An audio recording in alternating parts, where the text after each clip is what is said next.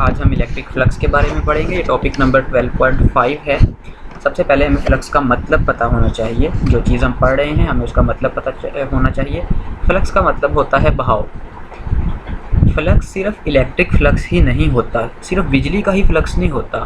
Flux हर चीज़ के बहाव को फ्लक्स कहते हैं। हवा का फ्लक्स भी हो सकता है, पानी का फ्लक्स भी हो सकता है। लेकिन क्योंकि इस चैप्टर में हम जो है वो जामिद बिजली के बारे में पढ़ रहे हैं, चार्जेस के बारे में पढ़ रहे हैं, तो इस वजह से यहाँ पे हम इलेक्ट्रिक फ्लक्स पढ़ेंगे। वैसे फ्लक्स हर चीज़ का होता है, लेकिन इलेक्ट्रिक फ्लक्स से मुराद है कि इलेक्ट्रिक फील्ड का बहाव।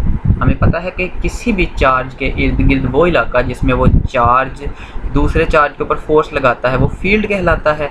और इस फील्ड को हम देख नहीं सकते, लेकिन माइकल फैराडे ने जो तरीका बताया था तो पेपर पे बनाने के लिए वो फील्ड लाइनों की शक्ल में नज़र आता है। अब ये फील्ड जो है वो किस तरह से बहता है, इसे कहते हैं इलेक्ट्रिक फ्लक्स। तो इलेक्ट्रिक फ्लक्स का मतलब पता चल गया, फील्ड का बहाव। ये ज़रा देखें, एक तस्वीर है यहाँ पे। इस फिगर के अंदर जो है वो इलेक्ट्रिक फ्लक्स बह रहा है इस एरिया में से। ये तो हमने इलेक्ट्रिक फ्लक्स जो है उसके बारे में जो है उसका मतलब समझा है। अभी हमने इसकी तारीफ़ भी करनी है और इसका फार्मूला भी बनाना है। लेकिन इससे पहले कि हम इलेक्ट्रिक फ्लक्स का फार्मूला बनाएं, हम एक छोटा सा एक्सपेरिमेंट करेंगे। इस एक्सपेरिमेंट को करने के बाद हम इलेक्ट्रिक फ्लक्स का फार्मूला समझेंगे और फिर इसकी सही से तारीफ़ करेंगे। तो चलिए ज़रा वो एक्सपेरिमेंट देखते हैं। और उस एक्सपेरिमेंट्स के लिए हमने कुछ फिगर्स यहाँ पर बनाई हैं।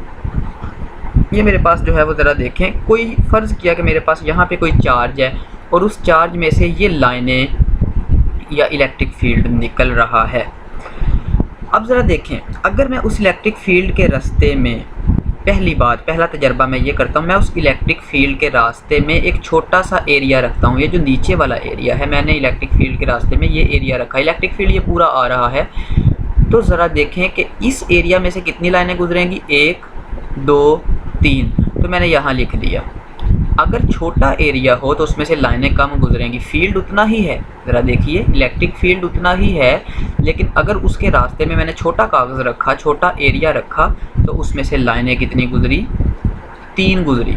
अब ज़रा उसके रास्ते में एरिया को बढ़ा देते हैं। यहाँ पे मैंने जो है वो दूसरे तजर्बा में दूसरी शक्ल के अंदर इसी इलेक्ट्रिक फील्ड के आगे एक बड़े एरिए का जो है वो जिस्म रखा, एक बड़ा एरिया रखा। तो अब इसमें से कितनी लाइनें गुजर रही हैं, ज़रा देखें, 1 2 3 4 5 6। इसका क्या मतलब हुआ कि इलेक्ट्रिक फील्ड की लाइनें रकबा बढ़ाएंगे तो उसमें से ज़्यादा लाइनें गुजरेंगी, रकबा कम करेंगे तो उसमें से कम लाइनें गुजरेंगी। तो इसका मतलब ये हुआ कि इलेक्ट्रिक फील्ड का बहाव यानी कि जो इलेक्ट्रिक फील्ड की जो लाइनें हैं वो ज़्यादा रकबे में ज़्यादा गुजरती हैं, यानी कि इलेक्ट्रिक फ्लक्स रकबा ज़्यादा होने से ज़्यादा होता है।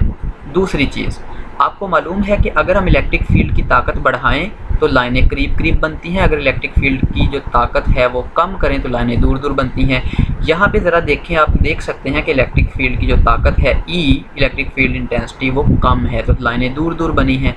अब यहाँ पे मैंने मोर E कर दिया, E को बढ़ा दिया, इलेक्ट्रिक फील्ड इंटेंसिटी बढ़ा दी, तो लाइनें ज़रा देखें करीब करीब हैं। तो इसी छोटे एरिया को मैंने यहाँ बनाया, तो ज़रा देखें E के बढ़ाने से भी एरिया में से लाइनों की तादाद बढ़ गई। जिस एरिया में से पहले 3 लाइनें गुजर रही थी, अब उस एरिया में 9 लाइनें गुजर रही हैं। तो इलेक्ट्रिक फील्ड की जो लाइंस हैं जो किसी एरिया में से गुजरती हैं वो किन किन चीज़ों पे उनका इन्हिसार है, किन किन चीज़ों पे डिपेंड कर रही हैं। पहला तो वो डिपेंड कर रही हैं एरिया पे, यानी कि अगर हम एरिया बढ़ा देंगे तो इलेक्ट्रिक फील्ड की जो लाइनें हैं वो भी बढ़ जाएंगी। दूसरा, अगर हम एरिया नहीं भी बढ़ाते, अगर हम इलेक्ट्रिक फील्ड की इंटेंसिटी बढ़ा दें, स्ट्रेंथ बढ़ा दें, तो भी लाइनें जो है वो बढ़ जाएंगी। तो अभी तक जो है वो हमें इलेक्ट्रिक फील्ड का पता चला कि इलेक्ट्रिक फील्ड की जो लाइनों की तादाद है ये 2 चीज़ों पे डिपेंड करती है।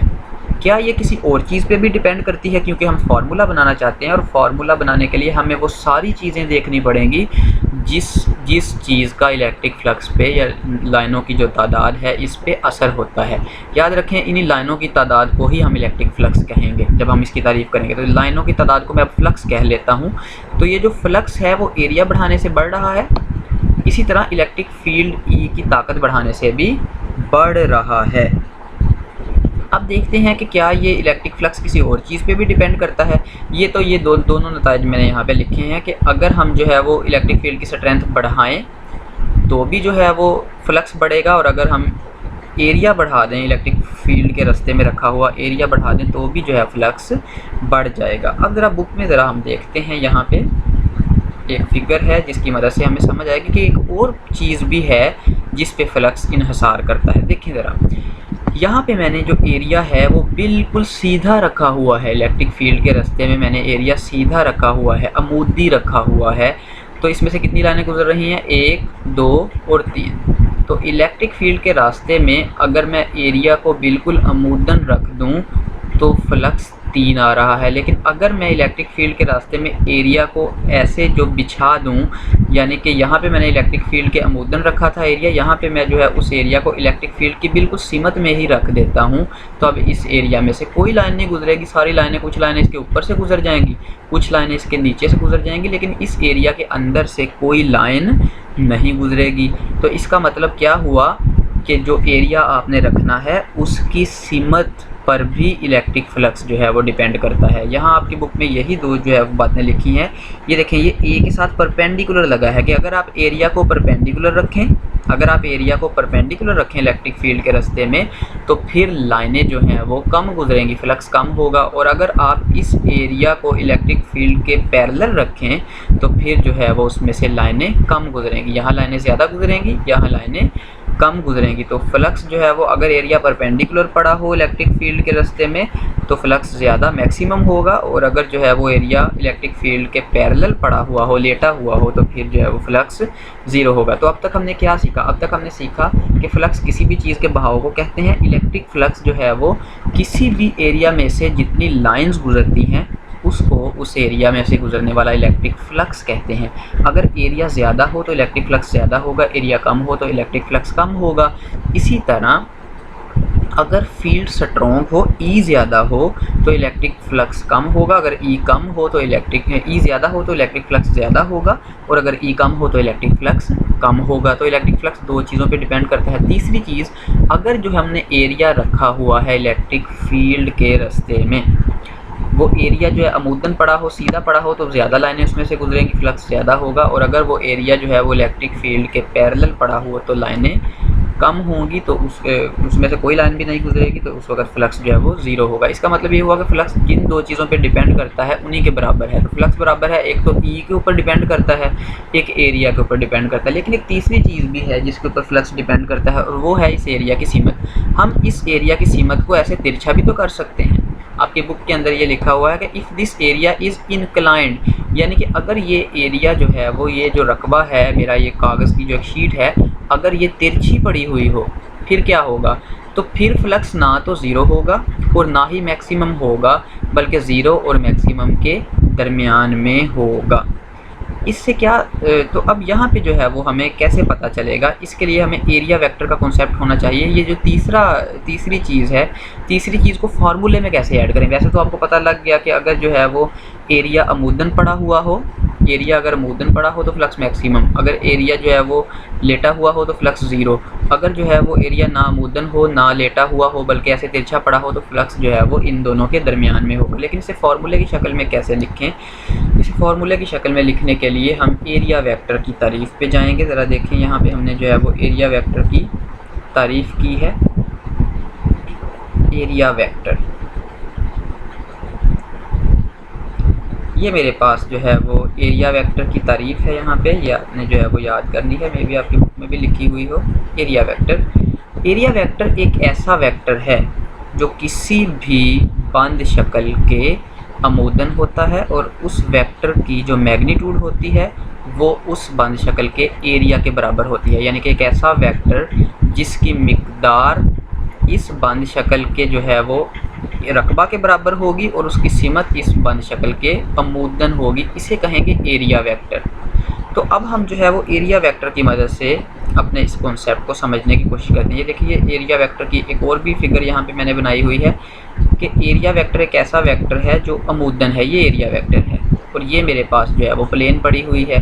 तो कोई भी जो प्लेन सतह है उसका एरिया वेक्टर उसके अमूदन होता है, और उसकी मिकदार जो है वो इस प्लेन के रकबा के बराबर होती है। याद रखें कि अगर मेरे पास दो वेक्टर्स हों और वो पैरेललोग्राम की दो साइडों को ज़ाहिर करें, तो उन दोनों वेक्टर्स का क्रॉस प्रोडक्ट जो होगा वो क्रॉस प्रोडक्ट जो है वो इस पैरेललोग्राम के रकबा को ज़ाहिर करेगा। इसीलिए मैंने एरिया वेक्टर की मिकदार ए क्रॉस बी ली है, और इसकी डायरेक्शन जो है वो राइट हैंड रूल से ऊपर की जानब शो की। तो एरिया वेक्टर किसी भी सतह के अमूदन होता है, यानी कि किसी भी सतह का जिस तरफ मुंह होगा एरिया वेक्टर भी उस तरफ ही होता है। तो चलिए अब एरिया वेक्टर की मदद से हम ये देखते हैं कि ये जो तीसरी चीज़ जिस पे फ्लक्स डिपेंड कर रहा था उसे फार्मूला में कैसे ऐड करते हैं।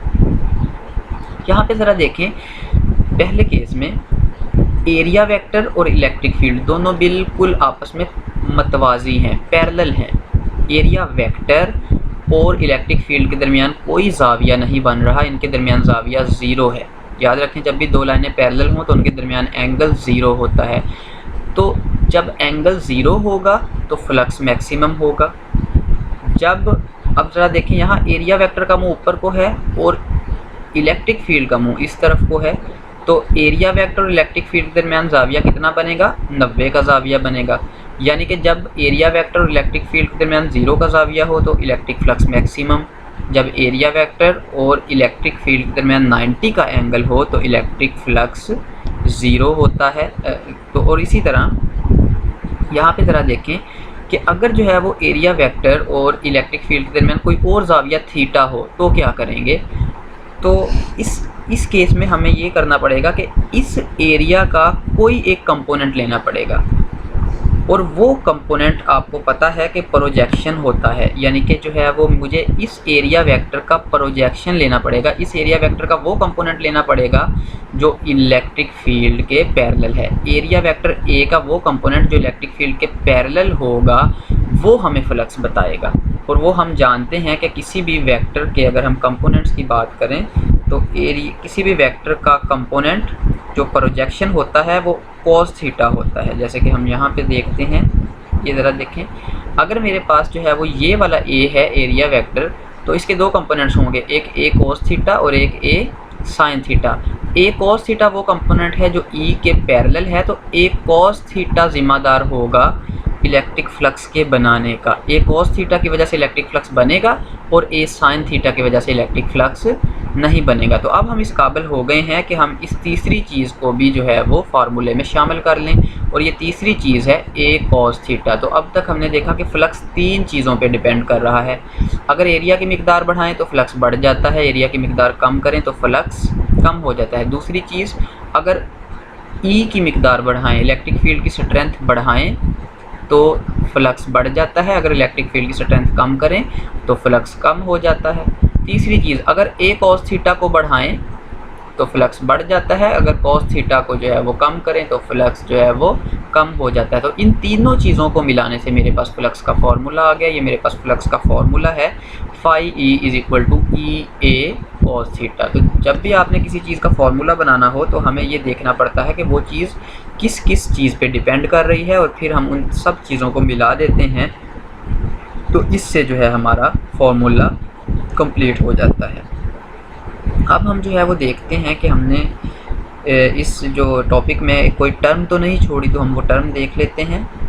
वैसे हमारा ये टॉपिक जो है वो फार्मूले के लिहाज से कंप्लीट हो चुका है, तो अब हम जो है वो टर्म्स देखते हैं। Number of field line increases by placing surface area perpendicular. ये हमने फिगर की मदद से देख लिया है कि फील्ड लाइंस अगर जो है वो परपेंडिकुलर, एरिया परपेंडिकुलर होगा तो फील्ड लाइन या फ्लक्स मैक्सिमम होगा, वरना फ्लक्स क्या होगा? 0 होगा। यहाँ पे हमने इलेक्ट्रिक फ्लक्स की तारीफ लिखी है, ये रेड कलर में, the number of field lines passing through any area. याद रखें, यहाँ पे मैं यूनिट एरिया नहीं कह रहा, किसी भी एरिया में, एरिया 10 मीटर स्क्वायर भी हो सकता है, 20 मीटर स्क्वायर भी हो सकता है, यूनिट की बात नहीं की यहाँ पे। अक्सर तारीफ़ों में हम यूनिट एरिया की बात करते हैं, यहाँ यूनिट एरिया नहीं है, यहाँ कोई भी एरिया हो सकता है, 50 metre square, 100 metre square, 1 metre square भी हो सकता है। The number of field lines passing through any given area is called electric flux. किसी भी एरिया में से जितनी फील्ड लाइंस गुजरती हैं उसे हम क्या कहते हैं? इलेक्ट्रिक फ्लक्स कहते हैं। आगे चलते हैं। अगर मेरे पास जो है वो कोई इलेक्ट्रिक फील्ड हो और उसकी इलेक्ट्रिक फील्ड इंटेंसिटी जो है वो 4 न्यूटन पर कूलम हो, तो इसका मतलब होगा कि 1 मीटर स्क्वायर रकबा में से कितनी लाइनें गुजारेगी वो इलेक्ट्रिक फील्ड इंटेंसिटी? 4 लाइनें गुजारेगी।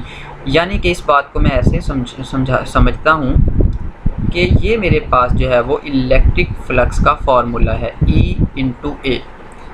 आप यहाँ देखें, अगर एरिया 1 हो जाए, अगर एरिया 1 भी हो जाए और एरिया परपेंडिकुलर भी हो जाए, देखिए cos थीटा वाली टर्म इस तरह परपेंडिकुलर की शक्ल में यहाँ भी लिखी है, यहाँ भी 3 ही चीज़ें हैं, E ए और परपेंडिकुलर, तीनों चीज़ें हैं।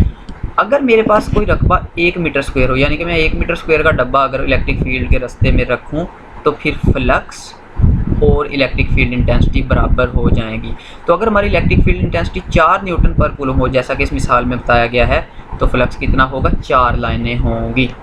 लेकिन अगर हम एरिया बढ़ा दें तो फिर फ्लक्स जो है वो बढ़ जाएगा। तो ये भी हमने याद रखना। फिर फ्लक्स जो है वो, अगर हम एरिया 2 मीटर स्क्वायर कर देंगे, फ्लक्स 8 मीटर स्क्वायर हो जाएगा। अगर हम 3 मीटर स्क्वायर एरिया कर देंगे तो फ्लक्स 12 मीटर स्क्वायर हो जाएगा। इसी तरह फ्लक्स जो है वो बढ़ता जाएगा। ये भी हमने जो है वो देखना है यहाँ पे। तो ये है इलेक्ट्रिक फील्ड इंटेंसिटी और फ्लक्स बराबर कब होते हैं, जब एरिया 1 मीटर स्क्वायर हो जाए, वरना इलेक्ट्रिक फील्ड इंटेंसिटी और इलेक्ट्रिक फ्लक्स बराबर नहीं होते। ये एरिया वेक्टर का कॉन्सेप्ट हमने पहले देख लिया है। एरिया वेक्टर कॉन्सेप्ट को भी हमने जो है वो डिटेल से देख लिया। ये देखिए यहाँ पे इस फिगर के अंदर, अगर मैं तो थोड़ा सा जूम करूँ,